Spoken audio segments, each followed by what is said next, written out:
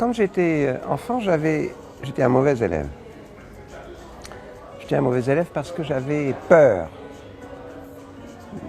de ne pas savoir répondre aux questions que me poseraient les adultes.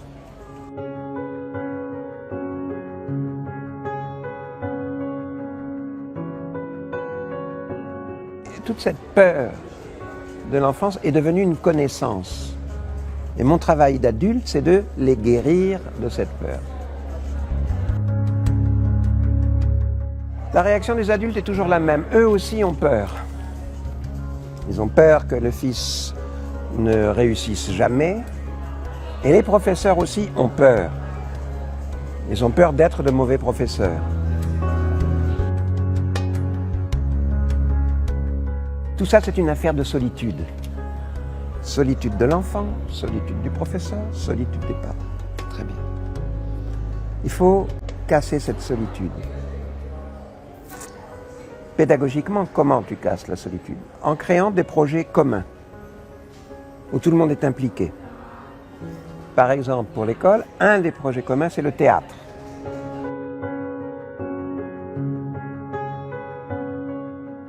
Alors que je mentais beaucoup à un professeur de français, parce que je ne faisais pas les devoirs et j'apprenais pas les leçons, il m'a dit, c'est bien, tu as beaucoup d'imagination, c'est bien. Maintenant, au lieu d'utiliser ton imagination à fabriquer du mensonge, écris-moi un roman. Donne-moi 10 pages par semaine. Je ne te donne plus de rédaction à faire, je ne te donne plus de leçons à prendre. Tu fais juste ce roman pour moi, 10 pages par semaine. Et ça m'a sauvé, ça. C'est-à-dire que ce professeur a transformé un élève passif, il l'a transformé en un élève actif. Un élève qui écrit un roman. Les jeunes aujourd'hui, les enfants, tout petits, déjà dans le berceau, sont considérés par la société de consommation comme des clients, qui sont des publicités pour les pousser à consommer des tablettes, à consommer des portables, à consommer des vêtements, à consommer. Et ça, c'est leur culture. C'est la culture quotidienne. Et ces enfants arrivent à l'école. Et ils vont se conduire vis-à-vis du professeur comme des petits consommateurs.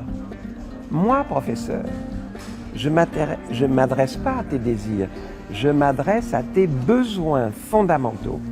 Le besoin d'apprendre à lire, le besoin d'apprendre à compter, le besoin d'apprendre à penser, à réfléchir. La plupart de ces besoins sont antinomiques avec tes désirs.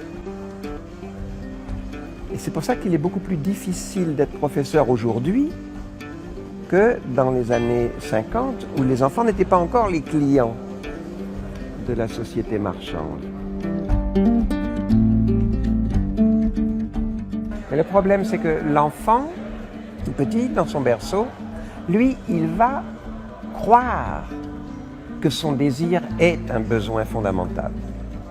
Il va croire que son bonheur dépend de la satisfaction d'un désir qu'il prend pour un besoin fondamental. Le travail des adultes, c'est de dissocier ces notions de désir et de besoin. Et le bonheur, le vrai bonheur, on peut l'atteindre en apprenant à comprendre. C'est ça qui rend heureux. Quand je comprends les choses, tout d'un coup je comprends. Je comprends que la publicité est mensongère. Je comprends que la compréhension est une bonne source de bonheur véritable. Je pense qu'on ne peut pas se défausser de ses propres responsabilités sur une institution. Il faut d'abord que je sois, moi, en tant que parent, que je me sente responsable de mon comportement face à mes enfants. Qu'est-ce qui fait l'éducation des enfants? C'est l'exemple.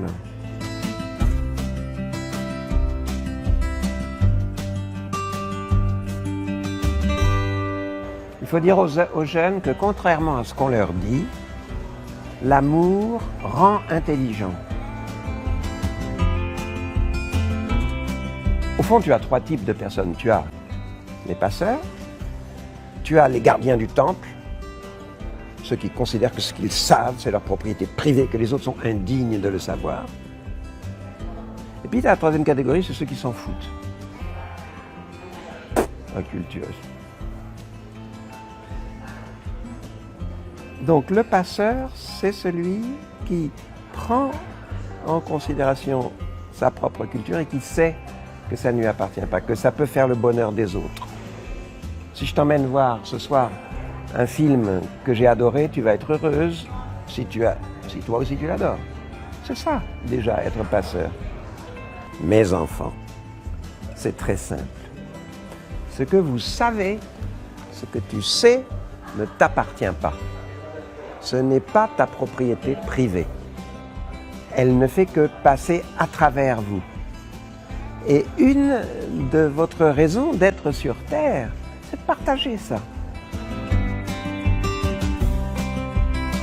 Arrête d'avoir peur, sois curieux.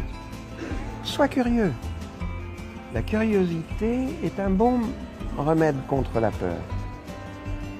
Sois curieux, ouvre-toi, sois curieux, sois curieux. Oh oui, mais moi, la réalité me fait peur. La réalité te fait peur. Fais comme Juan, photographie-la. Je suis nul en anglais. Je suis nul en anglais. Prends un petit ami anglais. Tu vas voir, tu vas faire des progrès. Ça va t'ouvrir. Ouvre, ouvre, ouvre. Sois curieux.